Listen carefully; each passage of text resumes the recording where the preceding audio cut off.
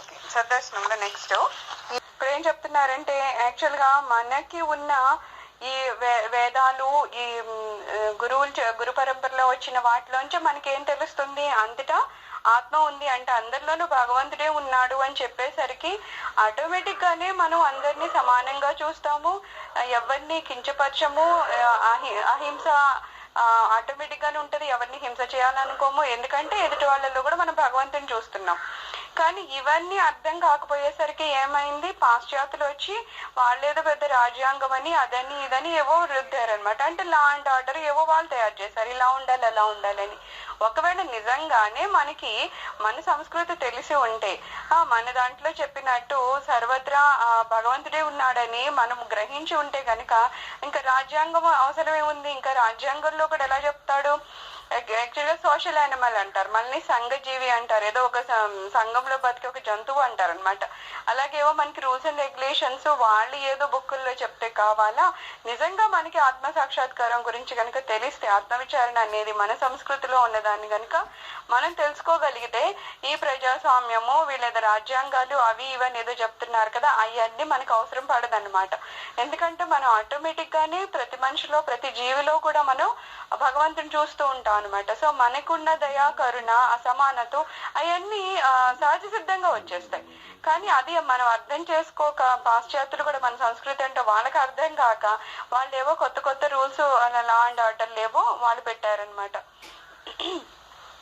యాక్చువల్గా మానవ జీవితానికి ఎన్నో లక్ష్యాలు ఉంటాయి. వాటిని సాధించడానికి సాహిత్యము, కళ, దానము, ధర్మము మొదలైన ఎన్నో ఉజ్వలమైన బంధాలు ఉంటాయి. మనిషిగా అంటూ ఒక లక్ష్యం ఉంటుంది కదా, ప్రతి జీవికి ఒక లక్ష్యం ఉండాలి, ఏదో ఒకటి సాధించాలి. అవి ఏ రకంగా అవ్వచ్చు, ఏ సాహిత్యం అవ్వచ్చు, కళ, దానము, ధర్మము ఏదో రూపంలో. సో అలాగా చేసినప్పుడే ఉజ్వలమైన ఒక భవిష్యత్తు ఉంటుంది. ఒక మంచి మార్గం, ఉజ్వలమైన మార్గాన్ని పట్టుకుంటేనే వాడు ఆ లక్ష్యాన్ని చేరుకుంటాడు. సో ప్రతి వాడికి ఒక లక్ష్యము ఉండాలంటున్నారు. ఆ లక్ష్యాన్ని కూడా చేరుకోవడానికి ఉజ్వలమైన మార్గాలు ఉన్నాయి అంటున్నారు. కానీ ఇవన్నీ ఏంటంటే మనం ఈ ఆత్మవిచారం తెలుసుకుంటే అవన్నీ మనకు దొరుకుతాయి. ఇక్కడ ఏమవుతుంది, మానవ జీవితం అంతా మొత్తం మీద చూసే రాజకీయాలు, సంఘ సేవ ఒక భాగం మాత్రమే. జీవితం అనేది ఎన్నో ఆదర్శాలతోనూ ఎన్నో సంస్కృతితోనూ కృతకృత్యత పొందుతాయి.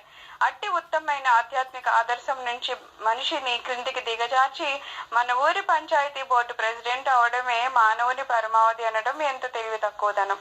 ఇప్పుడు ఏమవుతుందంటే యాక్చువల్గా ఈ ఆత్మవిచారం చేసేవాడికి గమ్యం ఏమవుతుంది, మోక్షం చేరడము కదా, సర్వత్రా మోక్షం చేరడము, లేకపోతే ఎన్నో ఆదర్శాలు, సంస్కృతులు అవన్నీ కలిపి చాలా ఉత్తమమైన ఆదర్శవంతమైన ఒక జీవితాన్ని నిలబెట్టుకోవడం నిజంగా ఆత్మవిచారం చేసేవాడు చేస్తాడు.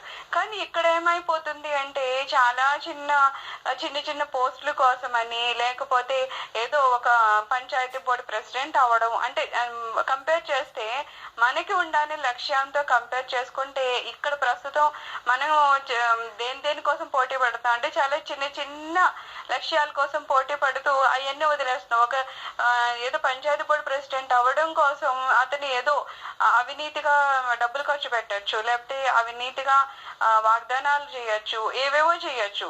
అంటే అదే మనకి ఉత్తమ లక్ష్యమైన ఆత్మవిచారం చేయాలి, ఆత్మసాక్షాత్కారాన్ని పొందాలి అన్నప్పుడు ఇవన్నీ జరగవు కదా. ఏమాత్రం అవినీతి ఉండకూడదు, ధర్మం నుంచి పక్కకి తప్పకూడదు, అహింసతో ఉండాలి. ఇలాగా ఆటోమేటిక్ గానే మన లక్ష్యాలు చాలా పవిత్రమైనగా ఉంటాయి. ఒకవేళ మన లక్ష్యం కనుక ఆత్మ చైతన్యమే అయితే కనుక. కానీ ఇక్కడ ఏమవుతుందంటే అవన్నీ వదిలేసి అసలు మన జీవిత లక్ష్యం ఏంటో తెలియక ఆత్మవిచారణ అన్ని పక్కన పడేసి ఏదో చిన్న పోస్టులు సంపాదించడం కోసం, చిన్న సంతోషాలు పొందడం కోసం ఏం చేస్తున్నాము, అవన్నీ వదిలేసి చాలా దిగజారిపోయి చిన్న వాటి కోసము, ఆ సంతోషాల కోసం ఎగబడుతున్నాం అన్నమాట. ఇక్కడ ఏమంటున్నారంటే ప్రజాస్వామ్యం అని చెప్తున్నారు, అందరూ కలిపి ఉండాలి, అందరు సమానంగా ఉండాలి, లేదా ఏవేవో చెప్తూ ఉంటారు. కానీ నిజంగా దానికి మూలం ఏంటి అనే దాన్ని మర్చిపోయారు అంటున్నారు. చెప్పడం వరకునే ఉంది. నిజంగా ప్రజాస్వామ్యంలో అందరూ ఒకలా బ్రతుకుతున్నారా? అన్ని కులాల వారిని, మతాల వారిని ఒకలా చూడడం లేదా ఏమైనా జరుగుతున్నా ఏం లేదు. కొంతమంది డామినేట్ చేస్తున్నారు, కొంతమందిని నొక్కి పడేస్తున్నారు. సో ఇలా ఏవేవో పైన మాటలే తప్పితే నిజంగా ఏంటనేది అక్కడ ఏమీ లేదు. అందుకని ఏమంటున్నారు, అలా ఉండే ప్రజాస్వామ్యం వలన మానవులకి సంక్షేమం గాని సంఘానికి ఉద్ధరణ కానీ ఏమీ జరగవు అని చెప్తున్నారు. వాటి సమస్యలు ఎలా పరిష్కరించగలుగుతాం అంటున్నారు. ఎందుకంటే మూలం తెలీదు. అసలు దేన్ని ఉపయోగించుకొని సంఘాన్ని ఉద్ధరించాలి, ప్రజాస్వామ్యాన్ని స్థాపించాలి, దానికి మూలం ఏంటనేది తెలియకుండా ఏదో ఎవరో రాసేశారు. ఆ పైన వాటికి ఆకర్షణలకు లోను పడిపోయి చిన్న చిన్న ఏవో స్థానాలని పొందాలనే దాని మీద ఎలాగైనా సరే ఏదో పొజిషన్ పొందాలనుకునేవాడు ఏదో రకంగా అవినీతిగా అయినా సరే దాన్ని సంపాదించాలనుకోవడం. ఆ ప్రజాస్వామ్యం అంటే పైన ఏవో లా అండ్ ఆర్డర్స్ అని చెప్పడమే తప్పితే అవి ఆచరణకి యోగ్యంగా లేకపోవడం, లేకపోతే ఆచరణ అసలు చేయకపోవడము, ఇవన్నీ చూస్తే ఏమంటున్నారు, ఇవన్నీ ఎక్కడి వరకు ప్రజాస్వామ్యాన్ని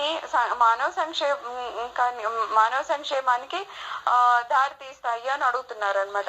మన సనాతన విజ్ఞాన రీత్యా మానవుడు ఆత్మ నుంచి పుట్టి బయటపడ్డ ఒక ఆత్మకణము, అగ్ని నుంచి బయటపడ్డ నిప్పు రవ్వ వంటి ఆధ్యాత్మికంగా పరిపూర్ణ వస్తువు చైతన్య స్ఫురణే అతని మనస్సు శరీరం కూడాను.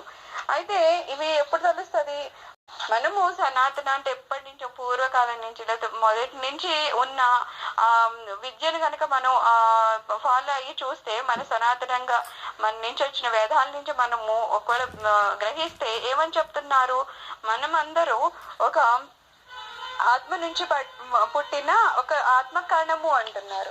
ఆత్మ ఆ భగవంతుడు అని అనుకుంటే, లేకపోతే విశ్వం అనుకుంటే అందులో మనం ఒక కణం లాంటి వాడు. ఎలా అయితే పెద్ద అగ్నిలోంచి అగ్ని కణం ఎలా పుడుతుందో అలాగా ఆ భగవంతుడు విశ్వరూపంలో ఉన్న భగవంతుడి నుంచి మనము ఒక్కొక్క చిన్న చిన్న కణాలలాగా ఆత్మ కణాలలాగా పుట్టామన్నమాట. సో ఇలా ఎప్పుడు తీసుకుంటాము, అప్పుడు మనకి ఆ పరిపూర్ణమైన ఆ చైతన్య స్ఫురణ మనకు తెలుస్తుంది. చైతన్యం అంటే ఏంటి, మనం గాని మన శరీరం గాని మన ఎదుటి వాళ్ళలో ఉన్న వాళ్ళెవరు, ఆ చైతన్యం ఏంటి, ఆ ఆత్మ అంటే ఏంటి, ఇవన్నీ మనకు తెలుస్తాయి. ఎప్పుడైతే అది తెలుస్తుందో సమానత్వం ఏర్పడుతుంది కదా. ఇప్పుడు ఇందులో మనకేం చెప్తారు, లోకమంతటా ఆ భగవంతుడే వ్యాపించున్నాడన్న, నాలో ఉన్న ఎదుట ఉన్న వ్యక్తి కూడా ఆ భగవంతుని కణమే అని అనుకున్నప్పుడు ఇంకా ఎక్కువ తక్కువలు ఎక్కడి నుంచి వస్తాయి, రావు కదా. అందుకని ముందేమంటున్నారు, ముందు ఆత్మ సాక్షాత్కారానికి ప్రయత్నించి అంటున్నారు. నీలో ఆత్మ ఉందనే విషయాన్ని తెలుసుకో, ఆటోమేటిక్ గా మనలో ఆత్మ ఉంది, అంతటా ఆత్మ వ్యాపించి ఉంది అనేది ఇవన్నీ తెలుసుకున్నప్పుడు ఏమవుతుంది, మనలో నిజాయితీ కూడా పెరుగుతుంది అనమాట. అప్పుడు నిజాయితీగా ధర్మబద్ధంగా అర్థకామాలు అవన్నీ సాధిస్తూ ఉండు అని చెప్తున్నారు. మామూలుగా ఏమవుతుంది, ఇప్పుడు ఏమన్నా కోరికలు విపరీతంగా ఉంటాయి కదా. ఎవరికైతే జ్ఞానం ఉండదో వాళ్ళు ఎంతసేపు అజ్ఞానంలో దేనికి కొట్టుకుంటారు, ఇది కావాలి అది కావాలని కొట్టుకుంటారు. అది కూడా ఎలాగా, పక్క వాళ్ళకు ఉన్న దానికన్నా ఇంకా ఎక్కువ ఖరీదైంది, ఇంకా మంచిది, ఇంకా ఆకర్షణీయంగా ఉండాలనుకుంటారు. అవి కావాలని కోరికలు పెరిగే కొద్దీ ఏమవ్వాలి, సంపాదన పెరగాలి, అంటే అర్థం పెరగాలి. అర్థం పెరగాలంటే వాడు నీతిగా సంపాదిస్తే పెరుగుతుందో లేదో తెలియదు. అందుకని అవినీతి వైపు వెళ్తూ ఉంటాడు. అయితే ఇక్కడ ఏమంటున్నారు, ఎప్పుడైతే ఆత్మవిచారణ స్టార్ట్ అవుతుందో అప్పుడు అతనికి అర్థమయ్యే విషయం ఏంటంటే, ఈ కోరికల వెంట పరిగెట్టాల్సిన అవసరం కానీ, అర్థాన్ని అలాగా అర్ధరహితంగా సంపాదించాల్సిన అవసరం కానీ లేదని చెప్తారు. ఈ అర్థము కామం అనేది ఎక్కడి వరకు పనిచేయాలంటే, కేవలం భార్య బిడ్డలుని వాళ్ళని సంరక్షించడానికి గృహాలవి ఉండాలి. కాస్త ఆ పిల్లలకి వరకు తిండి బట్ట వాళ్ళ చదువులు అంతవరకు ఎంత కావాలో అంతవరకు వాళ్ళ సంపాదన ఉండాలి. అది అతనికి అర్థమవుతుంది. కోరికలు కానీ సంపాదన కానీ కేవలం ఆ కుటుంబ రక్షణ వరకు కావాలి అనేది ఒక జ్ఞానం సంపాదించిన వాడికి అర్థమవుతుంది. ఆ జ్ఞానం సంపాదించిన వాడు ఎంతసేపు ఏమనుకుంటాడు, మన ఇంటికి నడిపితే సరిపోదు, ఇంకా మిగిలిన వాళ్ళకన్నా నేను బెటర్ ప్లేస్ లో ఉండాలి, వాడికన్నా ఎక్కువ మంచి మంచి ఆకర్షణీయమైన వస్తువులు కొనాలి, లేకపోతే ఆకర్షణీయమైన దుస్తులు వేసుకుని తిరగాలి, ఇంకా పొజిషన్స్ కూడా నాకు ఇలాగా ఏదో సర్పంచ్ అవ్వాలి, చైర్మన్ అవ్వాలి, అది ఇదని ఏవేవో చూస్తూ ఉంటాడు అనమాట. సో ఏమవుతుంది, ఎప్పటి వరకు నువ్వు ఆత్మ విచారణ చేసుకోవు, ఆత్మ అంటే ఏంటో నీకు అర్థం కాదు, ఆ జ్ఞానం పొందినంత సేపు మనము అర్థకామాలు వెనకట్లే పరిగెడతాం. అయితే ఎప్పుడైతే ఇది వస్తుందో ఆ తర్వాత అతను ఎటువైపు వస్తాడంటే ధర్మ మోక్షాల వైపుకి మొగ్గు చూపుతాడనమాట. అప్పుడు అర్థం చేసుకుంటాడు, ఆ ధర్మపరంగానే ఉండాలి, నేనేం చేసినా ధర్మపరంగా ఉండాలి, మోక్షం ఎలా వస్తుంది అనే దాని మీద కూడా నా తపన ఉండాలి అని చెప్పి అక్కడి నుంచి అతను అటువైపు మొగ్గు చూపడం మొదలు పెడతాడనమాట. అప్పుడు అతని అర్ధ కామాల సంపాదనలో తప్పుడు దారిని పట్టడు. ఎప్పుడైతే ఈ ధర్మం వైపు పట్టుకున్నాడో ఖచ్చితంగా తప్పుడు దారిలో వెళ్ళడనమాట. పతనము కాడు, అర్థం ధర్మపరంగానే ఉన్నాడు కాబట్టి పతనం అయ్యే ప్రసక్తే లేదు. ఆత్మ తేజస్సు అతన్ని అన్ని వ్యాపారాలను కాంతివంతం చేసి ఆ సర్వాత్మ భావమే అతన్ని ఉత్తమ ఆదర్శ స్థాయిలో నిలబెడుతూ ఉంటుంది. అయితే ఆత్మ తేజస్సు ఉంది, మనం ఇందా చెప్పుకుంటున్నాం కదా, ఇవన్నీ చేయడం వలన మన ఆత్మ చైతన్యము దాంట్లో ఆ తేజస్సు వృద్ధి చెందుతుంది. మనకి తెలియకుండానే మనలో ఒక శక్తిధార మొదలవుతుంది. ఆ శక్తి మనం చేసే ప్రతి పని కూడా అది మంచిగా అవ్వడానికి, ఫుల్ఫిల్ అవ్వడానికి, ఏ పని చేసినా అది సక్సెస్ అవ్వడానికి అది హెల్ప్ చేస్తూ ఉంటుంది అనమాట.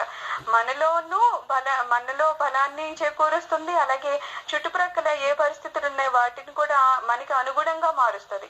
మనం చేసే ఈ సాధన ఏదైతే మనం ఆత్మ చైతన్యాన్ని తెలుసుకుంటూ ఉంటామో, ఆత్మ గురించి మనం తెలుసుకునే కొద్దీ లేకపోతే ఆ గురు పాదాలు పట్టుకునే కొద్దీ మనలో శక్తి మొదలవుతుంది. ఆ శక్తి మనల్ని ఇంకా ఇంకా ముందుకు నడిపిస్తూ ఉంటుంది అనమాట.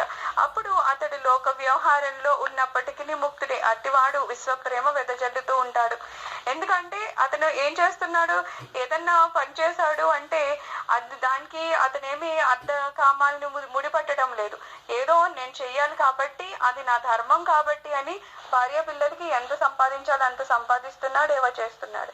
అందుకని ఏమవుద్దంటే అతనికి ఇంకా విపరీతమైన లోభిత్వం అవన్నీ ఏమి ఉండవు. ఇంకా ఏదో దాచేసుకోవాలని తపన ఉండదు. సో ఇంకా అక్కడి నుంచి ఏం మొదలు పెడతాడు, సేవ అది కూడా చేస్తాడు.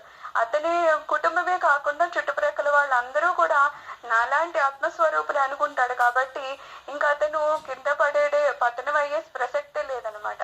ఇంకా ఇంకా ఉత్తమమైన పనులే చేస్తూ ఉంటాడు. ఇంకా లోక వ్యవహారంలో కూడా చాలా మంచిగా విశ్వ ప్రేమను వెదజల్లుతాడు. విశ్వం అంతా ప్రేమగానే ఉంటాడు అనమాట. ఎందుకంటే అందరిలోనూ ఆత్మస్వరూపాన్నే చూస్తున్నాడు. నేను వేరు అతను వేరు అనుకోవడం లేదు. అందరినీ ఒకలాగా చూసుకుంటూ వెళ్తున్నాడు. కాబట్టి అతను ఇంకొక రకంగా చెప్పాలంటే వ్యవహారంలో కూడా ముక్తుడైపోతాడు.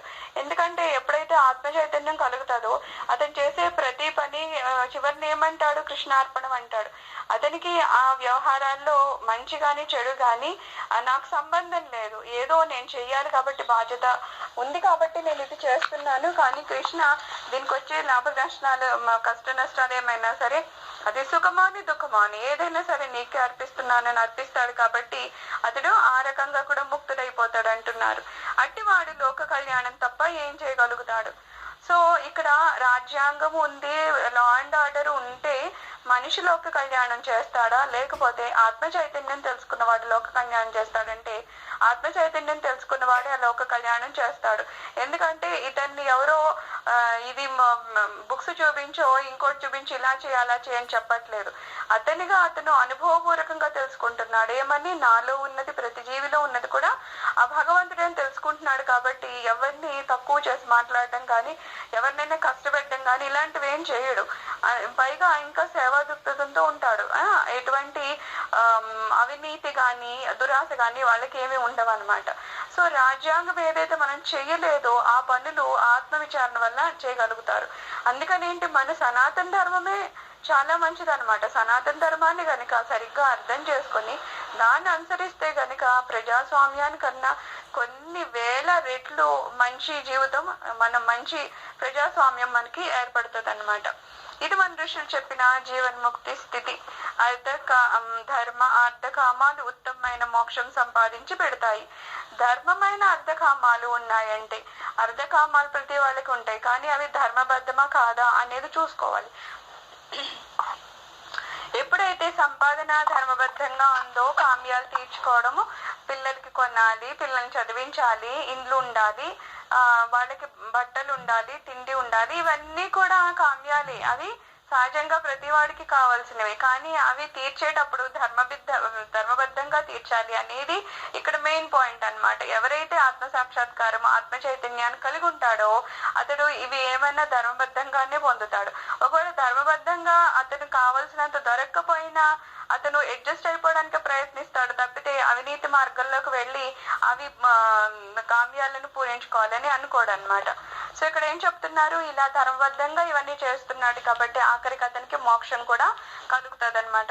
సో ధర్మ అర్థ కామాలు మనం కనుక ఆత్మ చైతన్యంతో చేస్తే మోక్షం అనేది ఆటోమేటిక్ గా అతనికి సంపాదించి పెడుతుంది. మన భారతదేశం పురోగమించి భారతీయుల జీవితము పరమోన్నతమైన స్థాయిని చెందవలనంటే మన రాజ్యాంగానికి ఈ 4 పురుషార్థాలు మరువడి కావాలి. మానవ జీవితము ఈ 4 పురుషార్థాలకు ధర్మార్థ కామ మోక్షాలకు లక్ష్యం కావాలి. అయితే ఇక్కడ ఏం చెప్తున్నారు, రాజ్యాంగంలో ఈ 4 పురుషార్థాల గురించి ఒక సరి అయిన అవగాహన ఉండాలని చెప్తున్నారు. రాజ్యాంగంలో ఏముంటాయి, ఏవో కొన్ని లా అండ్ ఆర్డర్స్ వరకునే ఉంటాయి. ఇందులో ఇవి 4 రకాలు మెన్షన్ చేసి ఉన్నాయి, అలా ఏముండదు కదా.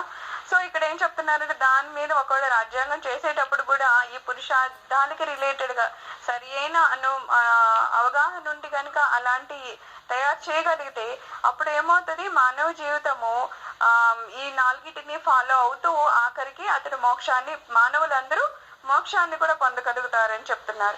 ప్రపంచంలో అన్ని రాజ్యాంగాలు మనంను ఆధారం చేసుకుని మన యొక్క ఐహిక లక్ష్యము పరమావధిగా పరిగణించి కూర్చోబడుతున్నాయి.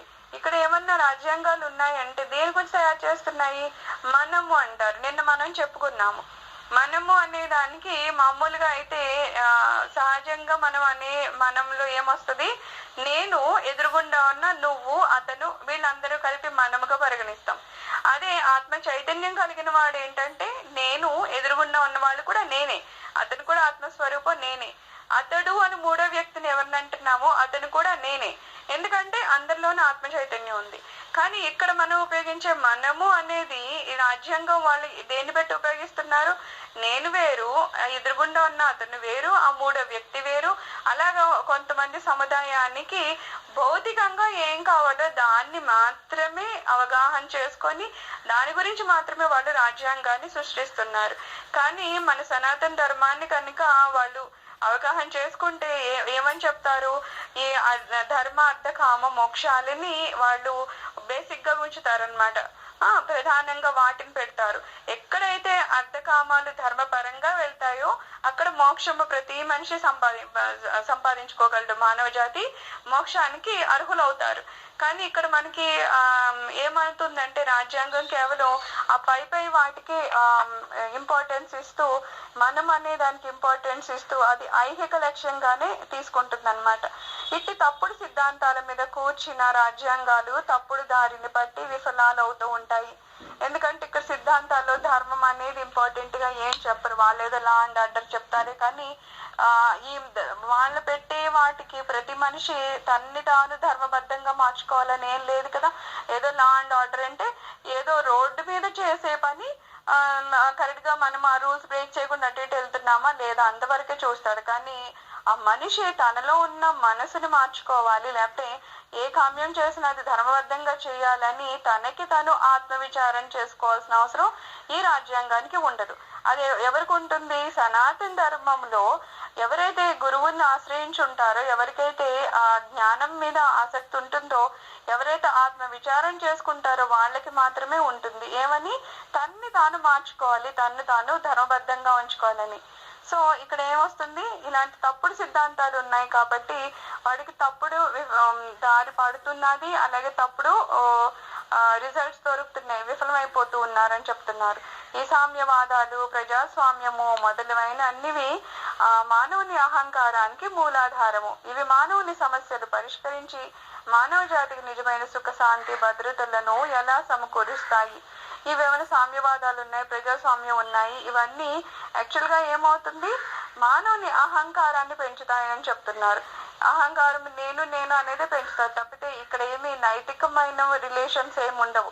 నైతికంగా ఇలా ఉండాలి అలా ఉండాలి అని ఏం చెప్పరు, కేవలం బాహ్యపరంగా అయిన లా అండ్ ఆర్డర్సే ఉంటాయి, న్యాయము అవి అలా రూల్స్ చెప్తూ ఉంటారు. సో ఇక్కడ ఏమవుతుంది, మనిషి అంతరంగికంగా ఆలోచించాల్సిన అవసరం ఏమి ఉండదు. పైన తను ఏంటో కొన్ని రూల్స్ లో ఏమవుతుంది, నేను ఈ జాతికి చెందిన వాడిని కాబట్టి నాకు ఈ అధికారం ఉంది అనేది కూడా ఉంటది కదా. సో అక్కడ ఏమవుతుంది, అహంకారం పెరిగిపోతుంది. ఈ రాజ్యాంగాల వల్ల, ప్రజాస్వామ్యం వల్ల మనకి ఏమవుతుంది, అహంకారం పెరుగుతుందే తప్పితే అసలు పరిష్కరించాల్సిన సమస్యలు పరిష్కరించలేకపోతున్నారు. ఎందుకంటే వాటి వలన సుఖం కానీ, శాంతి కానీ, భద్రతలు కానీ సమకూరవు. సుఖము శాంతి భద్రత ఎక్కడి నుంచి వస్తుంది? మనిషి గనక తను అంతర్ముఖుడయ్యి లోపల ఉన్న తన మనసుని సరిగ్గా గనక ధర్మపరంగా చేసుకుంటే కదా అప్పుడు మనిషి సరైన ధర్మబద్ధంగా తిరుగుతాడు. ధర్మబద్ధంగా ఉన్నప్పుడే మనిషికి సుఖశాంతులు దొరుకుతాయి. అలా లేనప్పుడు సుఖశాంతి దొరకదు, బయట కూడా భద్రత అనేది ఏమీ ఉండదన్నమాట. నేటి విద్యార్థి కులము అనుకునే భారతీయులు పాశ్చాత్య మోహంలో పడి వారి సాంఘిక పద్ధతులు ఆచారాలు గుడ్డిగా అనుకరిస్తున్నారు. వారి సంస్కృతికి చాలా మంది బానిసలైపోతున్నారు. ఇది బాగా చూస్తున్నాం కదా. ఈ మధ్యన ఎవరు చదువుకున్నా కాస్త ఎక్కువ చదువుకునేసరికి ఫారెన్ వెళ్తే బానే ఉంది, అక్కడ ఉద్యోగం చేసుకోవడానికి బానే ఉంది. కానీ అక్కడి నుంచి వాళ్ళ కల్చర్ ఏదో కరెక్ట్ అనుకుని వీళ్ళు దాన్ని అనుసరిస్తూ ఉంటారు. ఇక్కడేమో శుభ్రంగా మనం బొట్టు పెట్టుకో, గాజులు వేసుకో, నలుపొసలు వేసుకో ఇవన్నీ చెప్పి మనం అక్కడ పంపిస్తాము. అక్కడికి వెళ్ళాక బాబా అది కల్చర్ కాదు, వాళ్ళు అలా లేరని వీళ్ళన్నీ తీసి పెట్టేస్తూ ఉంటారు. అసలు ఎందుకు వేసుకుంటారో ఎందుకు వేసుకోరో కూడా వాళ్ళకి తెలియకపోవడం వల్ల కూడా ఇలాంటివి వస్తూ ఉంటాయి అన్నమాట. సో ఏం చేస్తున్నారు వీళ్ళు ఆచారాన్ని గుడ్డిగా అనుసరిస్తున్నారు అనమాట. అందుకని వాళ్ళ సంస్కృతికి బానిసలు అయిపోతున్నారు. ఏదో మన దేశం వీడి బ్రిటిష్ వాళ్ళు వెళ్ళిపోయారని ఏదో అనుకుంటున్నాం, కానీ ఇప్పటికి మనం బానిసల్లాగా బతికేస్తున్నాం. ఎందుకంటే వాళ్ళు ఏం ఆచారాలు ఏం సంస్కృతి పెట్టారో దానికి బానిసలు అవుతున్నాం. మన పిల్లలు ఎవరైతే ఫారెన్ వెళ్తున్నారో అక్కడ సంస్కృతికి వెళ్ళి బానిసలు అయిపోతున్నారు. తప్పితే మాది సంస్కృతి మేము ఇలాగే ఉండాలని అక్కడికి వెళ్ళి వీళ్ళేం ఆ సాంప్రదాయాల్ని పాటించడం లేదు కాబట్టి వాళ్ళు అక్కడ బానిసలు అయిపోతున్నారని చెప్పచ్చు. వీరి నాయకత్వాన మన దేశీయులు నిర్వీర్యులై అన్ని రంగాల్లోనూ అదో గతి పాలవుతూ ఉన్నారు. అయితే మనకి నాయకత్వం ఎవరు వహిస్తూ ఉంటారంటే ఇలాంటి వాళ్ళే వహిస్తారు. ఎవరైతే విదేశీయుల సంస్కృతికి బానిసలైపోతూ ఉంటారు, ఎవరికైతే మన సనాతన సంస్కృతి మీద సరైన అవగాహన ఉండదో వాళ్ళు కనుక మన పాలకులు అయిపోయారు అనుకుందాం, ఇంకా వాళ్ళు ఏం చేస్తారో అవే రుద్దుతూ ఉంటారు. దాన్ని బట్టి ఏమైపోతుంది, ఇంకా మనం కూడా నిర్వీర్యం అయిపోతూ ఉంటాం అనమాట. అన్ని రంగాల్లోనూ మనం అధోగతి పాలైపోతూ ఉంటాము. ఎందుకంటే నిజానికి భారతదేశంలో ఉన్నంత సంస్కృతి ఎక్కడా లేదు. కానీ ఆ విషయం మనకి తెలియక అదేదో పాశ్చాత్యులే చాలా ముందుకు పురోగమించున్నారు అనుకొని వాళ్ళ సంస్కృతిని మనం ఫాలో అయిపోయి గుడ్డిగా మన నాయకులు కూడా అలాంటి వాటిని చేయడం వలన మన అభివృద్ధి అంతా నిజంగా కుంటుపడిపోతుందని చెప్తున్నారు. ఈ దుఃఖ స్థితిని అరికట్టడానికి ఇప్పుడు కూడా ఇంకా మించిపోలేదు. సృష్టి అంతటా ఉన్నది ఒక్కటే పారమార్థిక సత్యము అని మనం గమనించాలి. అయితే అయ్యో అనవసరంగా అధోగతి పాలైపోతుంది, దేశం పరిస్థితి ఏంటని బాధపడాల్సిన అవసరం ఏం లేదు. ఇప్పటికైనా సరే కనీసం మన పారమార్థిక సత్యాన్ని మనం గమనించాలంటున్నారు. పారమార్థిక సత్యం అంటే ఏంటి? అంతటా ఉన్నది ఆత్మే అని, అందరిలో ఉంది ఆత్మే అని. ఇలా మనం కనుక ఆత్మను తెలుసుకోగలుగుతూ ఉంటే ఆటోమేటిక్ గా మనలో ధర్మం మీద మోక్షం మీద మనకి ఇంట్రెస్ట్ పెరుగుతుంది కదా. ధర్మబద్ధమైన పనులు చేస్తూ ఆఖరికి మోక్షాన్ని సాధించాలని ఆ లక్ష్యం మనలో ఉంటది అనమాట. దీన్ని ఆధారం చేసుకుని మన సంఘ వ్యవస్థ అంతా నూతనంగా నిర్మించాలి.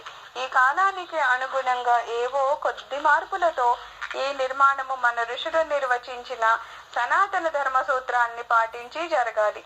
అయితే ఏమంటున్నారు, మళ్ళా ఈ ఏవో కొత్త ఇప్పుడు వచ్చిన రాజ్యాంగాలు ప్రజాస్వామ్యం అలాంటివి కాకుండా మన ఋషులు ఏదైతే ఒకప్పుడు చెప్పారో ఆ సంస్కృతిని కనుక మనం ఆధారం చేసుకొని మళ్ళా సరి అయిన ధర్మం సూత్రాలను కనుక పాటిస్తే మనం ఇంకా బెటర్ గా ఉంటామని చెప్తున్నారు. తీవ్రంగా మీరే ఆలోచించండి. మనము ప్రాణాలు అర్పించి గడించుకున్న స్వతంత్రం ఏ గతికి పోతుందో ఆలోచించండి, శీఘ్రగతిని ఆలోచించండి అని ఇక్కడ మన రమణులు ఇంతవరకు చెప్తున్నారు మనకి. ఎందుకంటే స్వతంత్రం అయితే వచ్చింది కానీ ఏదో భౌతికంగా మన స్వతంత్రాన్ని తెచ్చుకున్నామే కానీ మన భావాల్లో కానీ మన సంస్కృతుల్లో కానీ మనం ఎటువంటి స్వతంత్రాన్ని తెచ్చుకోలేదు. స్వతంత్రం తెచ్చుకుంటే మనం దేన్ని ఫాలో అయ్యి ఉండేవాళ్ళం? మన సనాతన ధర్మాన్ని ఫాలో అయ్యి ఉండాలి. సనాతనంగా మన ఋషులు ఏం చెప్పారో వాటిని అనుసరించి వాటిని ఆచరించి మనం సరైన పురోగతికి వెళ్ళి ఉండేవాళ్ళం. కానీ ఇక్కడ ఏమవుతుంది, మన సంస్కృతిని పక్కన పడేసి వాళ్ళు ఏదో విదేశీయులు చెప్పిందే గొప్ప అనుకుని వాళ్ళు చెప్పే వాటికి మనం లొంగిపోతున్నాం. ఆ లొంగినప్పుడు ఏమవుతుంది, ఆ విదేశీయులంతా పైన భౌతిక సంబంధించిందే తప్పితే అంతర్ముఖానికి ఏం వెళ్ళదు. మన దగ్గరికి వచ్చేసరికి మాత్రమే అంతటా ఆత్మ అని, అందరిలోనే భగవంతుడు ఉన్నాడని, మనం అంతర్ముఖం అవ్వాలి అంటే ధర్మబద్ధమైన అడ్డకామాలే ఉండాలని ఇవన్నీ మన దాంట్లో ఉంటాయన్నమాట. సంస్కృతిని మనం ఫాలో అయితే సో ఎప్పుడైతే ధర్మబద్ధంగా ఈ అర్థకామాలు చేస్తామో ఆటోమేటిక్ గా మనం మోక్షాన్ని కూడా సాధిస్తాం. ఈ రకమైన ఆలోచన మనం ఇప్పుడు తెచ్చుకొని కనీసం ఎప్పుడైనా సరే మన సంస్కృతిలో ఎప్పుడైతే రాజ్యాంగాలు అవి ఇవి ఏర్పడుతున్నాయో దానిలో ఇవి కూడా ఈ పురుషార్థాలు కూడా అందులో ఇన్వాల్వ్ అయ్యేటట్టు ఆ న్యాయాల్ని మనము లా అండ్ ఆర్డర్ తయారు చేస్తే అప్పుడు మనము సరి అయిన మార్గంలోకి వెళ్తామని మన మహర్షులు చెప్తున్నారు అన్నమాట.